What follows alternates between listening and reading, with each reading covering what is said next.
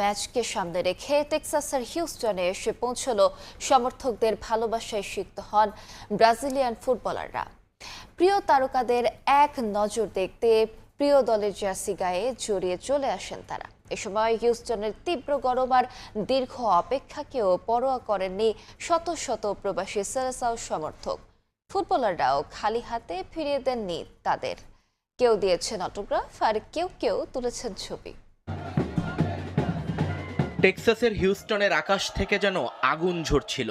থার্মোমিটারের পারদ ছুঁয়েছিল 34 degree Celsius. কিন্তু এই তীব্র দাবদাহ কিংবা ঘন্টার পর ঘন্টা দাঁড়িয়ে থাকার ক্লান্তি কোনো কিছুই দমাতে পারেনি সেলেসাও ভক্তদের। বিমানবন্দর থেকে দলের বাস আসতে দেরি হবে এমন খবরেও কমেনি তাদের উন্মাদনা। কেউ ছাতা মাথায়, কেউ বা গাছের ছায়ায় আশ্রয় নিয়ে অধীর আগ্রহে অপেক্ষা করেছেন প্রিয় নায়কদের একটু কাছ থেকে দেখবার জন্য।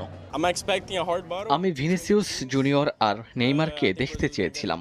গত 10 বছর ধরে আমি হিউস্টনে থাকি, যদিও নিয়মিত ব্রাজিলে যাতায়াত করি। তবে এবার ঘরের কাছে নিজেদের দেশের মানুষ আর এই বিশ্বকাপে ব্রাজিল দলকে এভাবে দেখার সুযোগ পাওয়াটা সত্যি এক দারুণ আনন্দের।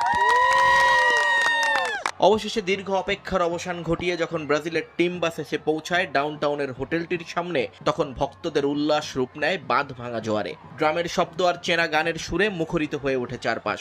ভক্তদের এই ভালোবাসা উপেক্ষা করতে পারেননি ফুটবলাররাও। বাস থেকে নেমে সমর্থকদের আবদার মেটাতে এগিয়ে যান নেইমার এবং ভিনিসিয়াসের মতো তারকারা। অটোগ্রাফ দেওয়া আর সেলফি তোলার এই সুযোগ যেন ভক্তদের অপেক্ষার সব কষ্ট এক নিমিষেই ভুলিয়ে দেয়। 2014 সালের বিশ্বকাপে ওকে খেলতে দেখে আমি এই ফুটবল খেলাটার প্রেমে পড়ে গিয়েছিলাম। আমি নিজে এখন ডলাসের একটি ইউনিভার্সিটিতে ফুটবল খেলি। আমার বিশ্বাস আগামী ম্যাচটা বেশ কঠিন হবে, তবে ব্রাজিল ঠিকই উতরে যাবে আর আশা করি নেইমার গোল পাবে।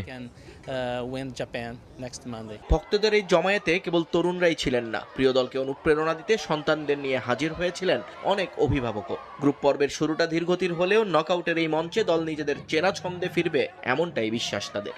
গ্রুপ পর্বের কোনো ম্যাচ না হেরেও ছিটকে গেছে ইরান, তবে তাদের বিদায়ে অভিযোগ